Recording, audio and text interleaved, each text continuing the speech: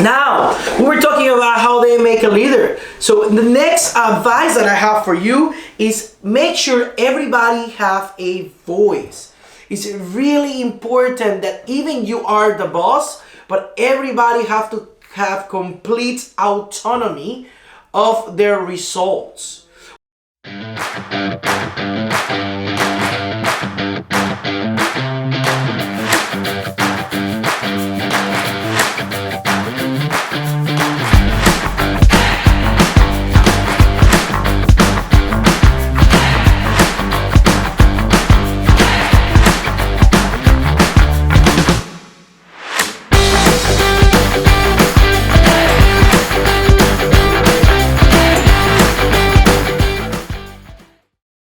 Hello people, I'm Jose Taramona, Director of Ludus Mastery, and welcome back to your episode number 9 of Imparables. Today we're going to discuss how as a business leader you can be a great coach for your team. So check us out. Remember, if you like our content, don't forget to subscribe to our social media platforms, Facebook, Instagram, Twitter at Ludus Mastery. So let's check it out. In this episode, we'll be talking about how to be a great motivator, an inspiring leader, and coach, so your team to perform at the highest level. So let's see some of the tips that are important for you to be a great boss, a great coach also. So first is know your team values. Okay, it's very important to you understand what is important for your team. So when they actually work, they have their own intrinsic drive.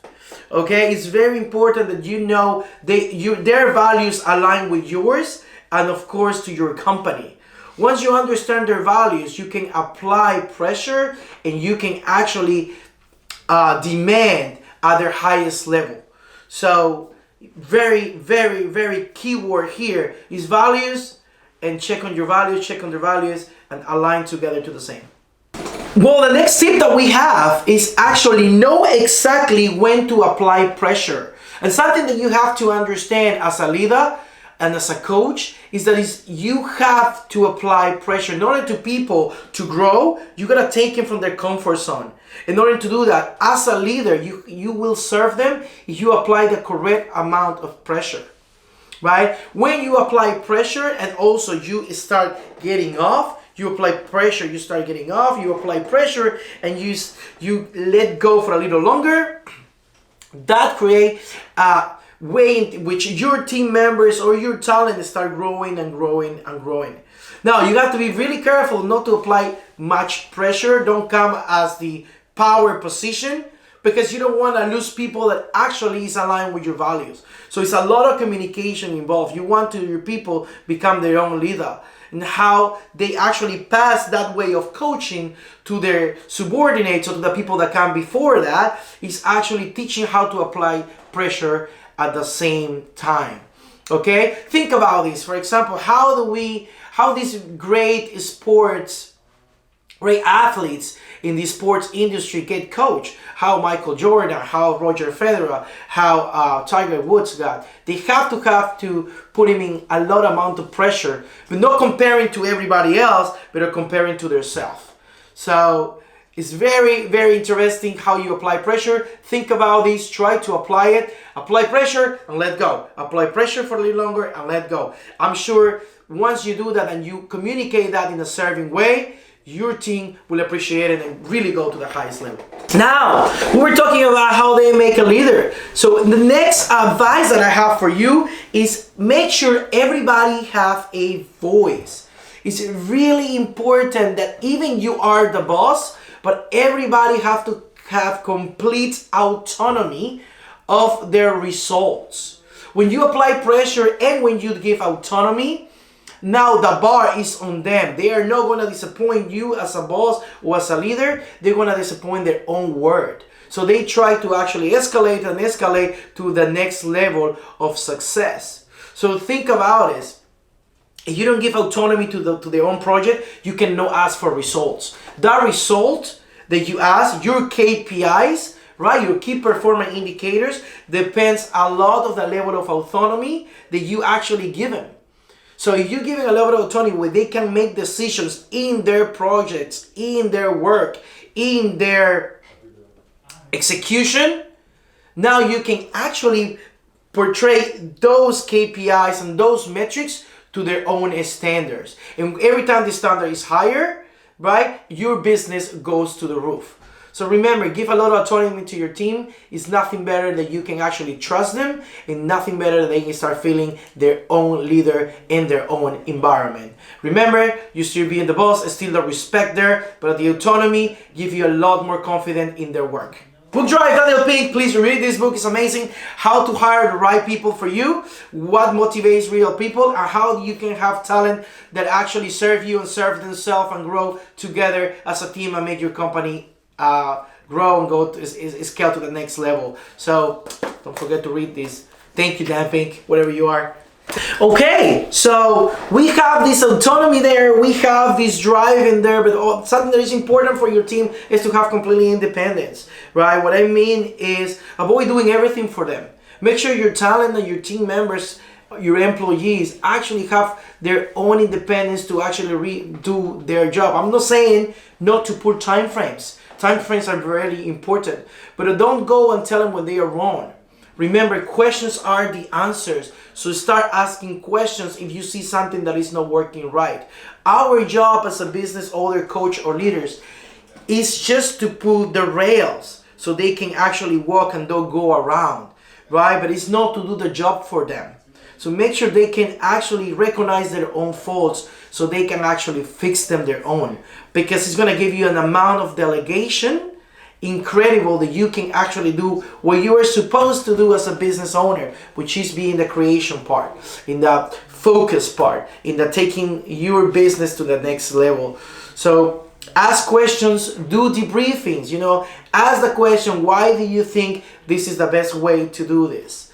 Right? When you have a problem, ask the right questions. Don't go saying you are wrong. Don't go saying, hey, it's your fault.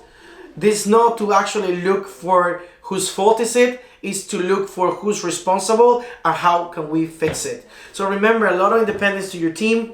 This is going to help you a lot. Autonomy, independence, drive are the most important to me, right?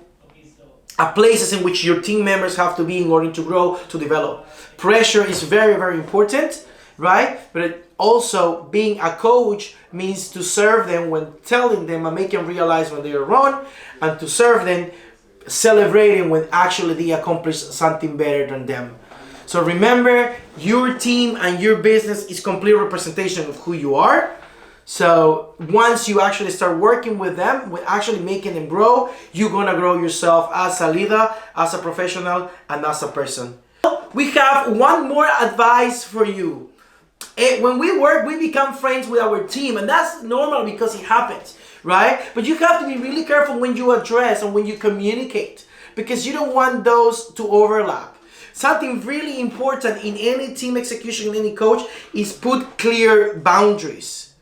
So you can be a friend, or those friendships that occurs in layers, when you have a business with layers, with managers and supervisors and actually talent, or if you are a sole entrepreneur with somebody else, maybe a loved one, you have to be really, really careful where to put and set the boundaries. It's nothing more efficient than set boundaries for your team. You still being the boss, you still being the head of the business, you're still looking for where you're gonna go. So make sure your team understand that.